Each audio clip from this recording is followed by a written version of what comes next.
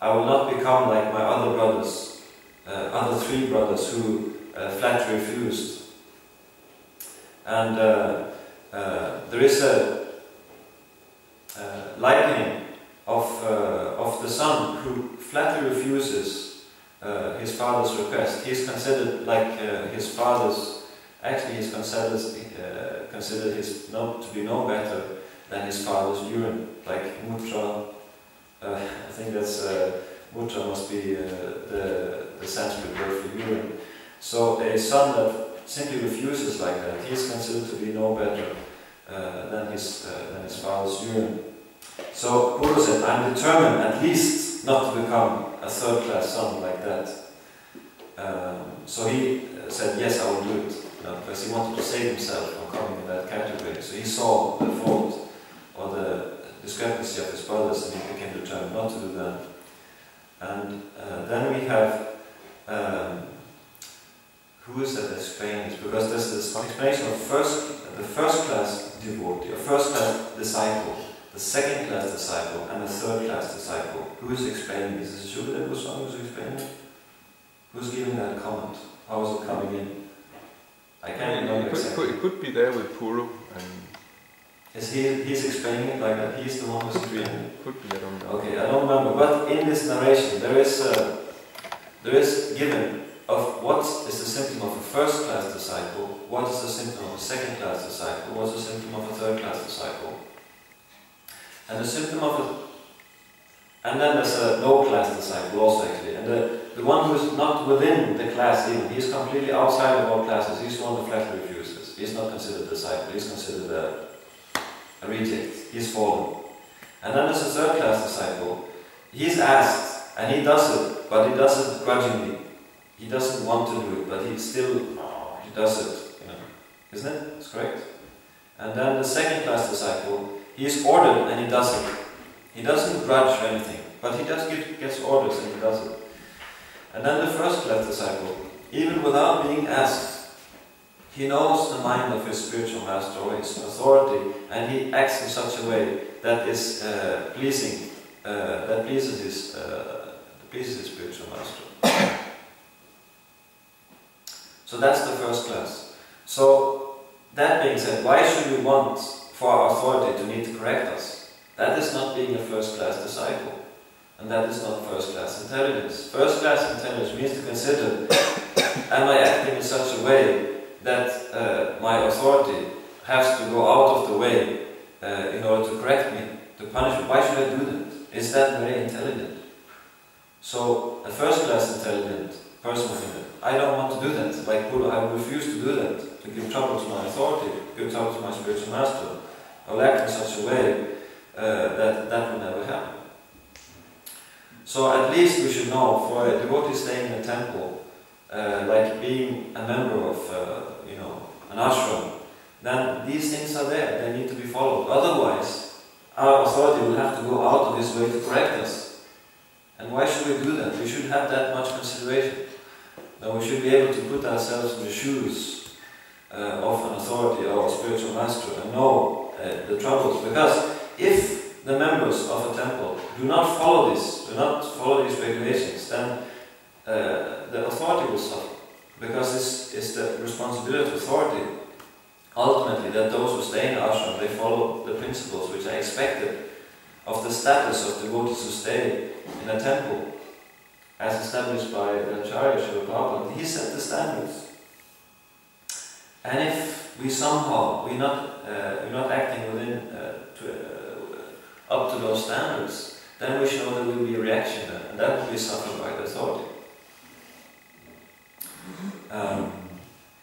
So, this is something about how to be a bona fide devotee. We must know that we are bona fide according to our status, and how we honor the expectation that comes with that status.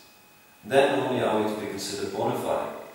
So we should know what are the expectations which come with our particular status. We're not expected, because none of us are sannyasis. We don't carry a tridanda.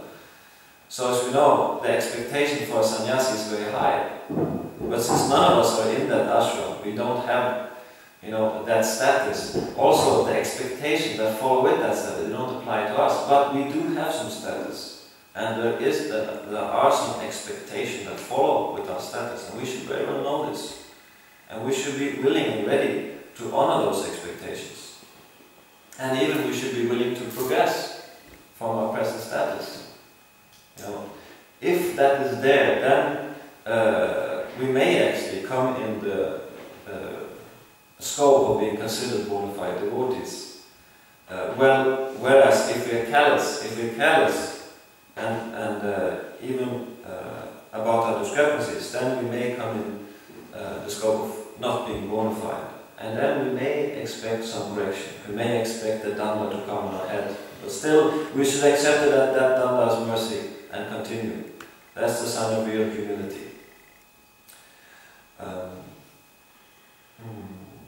And so we'll just end off with the text 41, which is another Shruti file, which reads it. I will just read it. One who rises from bed early in the morning and recites this history of Chitraketu, controlling his words and mind, and remembering the Supreme Personality of Godhead, will return home back to Godhead without difficulty.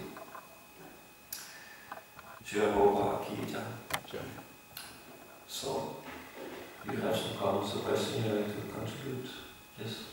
Well, I would like to just this bona fide devotee and living in the temple, and like that, just to clarify a little bit for because we are two couples here, also living in the temple, and sometimes because of family responsibilities or some late preaching projects or whatever, one may come to take rest very early, very late, and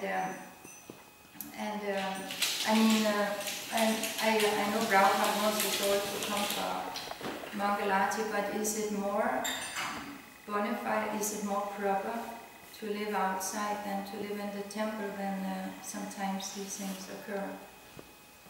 Well, the point I made, that's the difference in status. That's why I know there's a diverse situation, and so I try to approach it from there's a different expectation attached to different levels of status. So even if you take this little microcosm that we have here, there are different status, and there may be some extraordinary,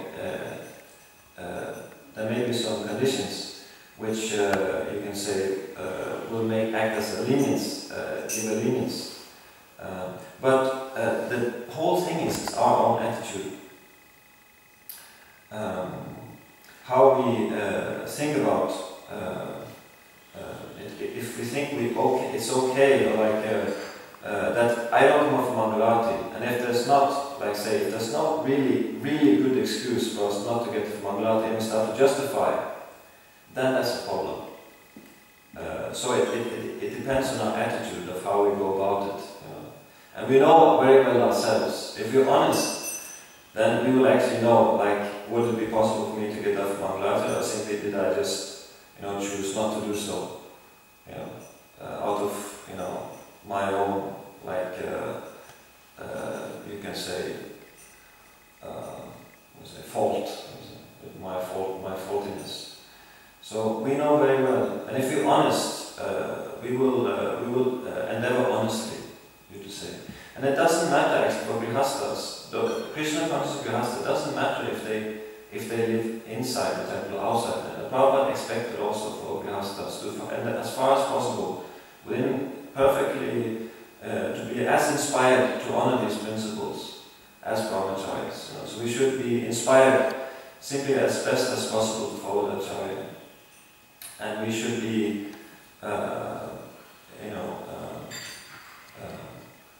honestly see within ourselves, are we making the best possible endeavor? So for the grihastas, I would say there is maybe some more scope. They may have different situations. They may have childless crying all nights, they used to have children. So there may be circumstance which is not there for a brahmachari. So for a brahmachari, it's quite easy. It should be quite easy. It should not. For brahmachari, you should be able to retire early. So it's able to give, that shouldn't be a standard. We see some brahmacharis, they get in problem because they, in the name of late preaching programs, they may also develop the habits, okay, I don't need to get up from Mangalati. And we see some of them, they get in problems, you know, they just develop that habit and they stay in that habit. And they just, you know, Mangalati becomes non-existent. So it has to be seen, and there has to be some authority who can able to watch our case and see, actually, are we honestly, you know, trying to maintain Mangalati here, or are we finding excuses? Now, some authority needs to be over our head. Every one of us, we need to have an authority over our head who can really see, you know, what's going on here and practice if required, and then we'll be safe. Otherwise, our mind will make excuses when it's not bona fide. It may be excuses, it may be bona fide, but somebody should be there to judge this, to be the authority over this, and then we'll have some protection. Otherwise, the mind, you know, it may trick us and lead us astray. You know, so the worst thing we can do is place us outside a situation where we don't have authority. That's when a mind can give us a run for money, so to speak. So everybody needs an authority in that case to make the judgment, you know, how to do it. And as long as we have an authority and authority accepts us, then we're protected. And we simply need to follow. That was something, maybe we have something else to say like that. That was just some comments. No, I think that the point of motivation is very important. The motivation behind it is that you can watch yourself. Yeah. That sometimes one can just sleep afterwards in the morning, and sometimes one doesn't have that opportunity. And like that, yeah, watch your motivation. Yes. But, yes. but I had a different point actually, or the same point, but differently. Actually, I do not know that Prabhupada said that there's one standard for the temple and there's another standard for others who are not in the temple. Okay. I've never seen it anywhere, and I never had that impression. Okay. Initiated means you're up for Mangalati, and it's not particular temple standard. It's for everyone. It's civilized human life. That's where, you know, when they, like for example, when at the time before Lord Chaitanya's appearance at Vaitacharya was very annoyed and disturbed by the people they were sleeping, you know, so, you know, half the day they were sleeping, they were getting up something like 6 in the morning like that, well, half the day was already gone. And nobody was living in temples then. It was just normal, civilized human life. Is you get up, you know, at Brahma Muhurta, that's a time when one gets up. And it's so me, it's misunderstanding is that the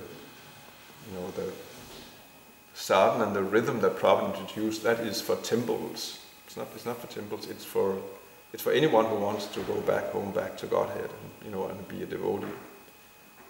There are cases like my wife. She cannot. She's weak and sickly. I mean, that's, you know. So there's always it's just common sense. But, you know, if a person who is in normal, healthy condition, if you actually want to be, you know, above the modes of nature, you want to be transcendental, you want to go back home, back to Godhead, that's a standard. They say like it's like the fire, the modes are like the fire. If you touch the modes, like they will act, so it doesn't matter. It's simply about, you know, so this is there. I'd even say it's even those who are outside, they have to be more strict with that than because temple atmosphere is a somewhat protected atmosphere, so that where the influence of the modes is not so strong. I mean, it's there if one doesn't protect. You know, it can easily mode ignorance can easily creep in also, but it's somewhat protected environment. But in, you know, outside it's much more, you know, the modes are much stronger. So there one has to be more strict with that. You know, that probably he writes in the Bhagavatam also that deity worship is especially for grihastas, and grihastas who do not have deity worship, their fall down is positively assured. You know where he writes that? And when I came across this issue, it's in the Bhagavatam, I believe. Yes, in the Bhagavatam, it's in the Shravanam Kirtanam, I mean, Prahlad Maharaja's instruction. Yeah. There's a long purport, there's a lot of deity worship, about deity worship there. And deity worship, that means, you know, regulation. Doesn't mean you have some deities, but actually means you perform worship, and you know it starts early in the morning. And also said grihastas should be examples of cleanliness. Actually. It's there. We take that. I was maybe there's scope for one more point. That is that when we see others that are falling, let's say we see that others that are in discrepancy there. So how should our mindset be towards them? And because we may have cases you mentioned, like there are some devotees, they have physical difficulty, they may not come, and we may not even know this. So we should also be careful in one sense, just for our personal concern, how we judge or how we see the other devotees, like he's not following. And if we go with you can say a fault-finding mentality like that, I just want to say, because I have done this mistake myself quite a lot, so this may be a problem in itself. Because just as a comment to, because ultimately we have the system of authority that somebody is responsible. Like if you live in a temple, okay, they have the temple president, the temple, they're authorities, so they're responsible for maintaining the standards of the temple. And if you're living like in the congregation, you say you may not have a temple president or temple commander, but you have a GBC, and GBC is not only responsible for the temple, as he was responsible for the yatra in that sense. He's you could say he's the only, he may be the only, or you may have a spiritual master who is responsible. Oh, you have Shastra. You have instructions, and you have, but the point is, if you want a certain result, you have to act accordingly. Yes. I just want to say that for a person, the point of seeing the faults in other devotees, I'm just mainly this, that it may be a problem for us if we see those faults, and if we're not in a position to do anything about it, if we carry that faults in our mind. I'm just saying this because it may be because it's fault finding this tendency is a disease, and this is one of the faults. If you don't follow properly the rules and regulations, so how that seeing the faults of others, how that may stick in our mind, and when we think about that, it just came to me because we have different statuses, we have different levels, you may say, and we have physical conditions which may be there. So how do we think about it? Just one practical application, that for us we shouldn't carry too much of it in our mind about the other devotees. It shouldn't be there unless we're in a position to correct it and do something about it, or we are generally concerned and give it past to an authority who can do something about it. We should be careful about carrying it in our mind too much, because just having it in our mind won't help much them, or it won't help much us. I'm just saying this because the fault-finding tendency is always there, and it may give problems to ourselves. So we should also have a little bit of that type of introspection. Always. We always need to be careful of fault-finding. But even these things, observing these discrepancies in rules and regulations, if we just see and it's just falling, it's not doing problem. If we think like that, that may give problems to us, and also just one small comment, since we have this today. If you just say, all this is it's always for oneself, these considerations is for yourself. You have to be strict with yourself. You have to be lenient, that's one I got from myself. You have to be merciless to yourself and lenient to others. That's the principle. But of course, if your authority you have a service to, that has to be done. But you have to be more strict with yourself than you're strict with others. You can be strict with others, but you have to be even more strict with yourself. And how was our doing time? Yeah. Just the last comment. Yeah, no, it was just that I just have such a great admiration for people who live outside, who have a job, who has to go to, leave home at 7, 8 o'clock, and then they're back like at 8. And then they have to cook and clean and wash, and imagine if they also have children. Then even the devotees that I just know many grihastas who first have their Mangalati at 5 or 6 o'clock like that, but they're really trying to become Krishna conscious. And of course what Lalitana Prabhu is saying is completely common sense, that the same standards are in the temple and outside. But it's just like, when you are saying like, be careful with this fault-finding mentality, but just imagine what it means to sit in an office surrounded by this, yeah, you know what I mean, this atmosphere, how draining it is. And then you have to motivate yourself, you know, to be Krishna conscious, and yeah, before and after you come back from work. It's just that I know many devotees who live outside who just needs to rest 8 hours because they're just so drained. So we are just so fortunate to live in the temple and have so much less pressure on us. So, we'll end with that. Srila Prabhupada Ki Jai, Jai. Prabhupada Ki Jai. Jai. Om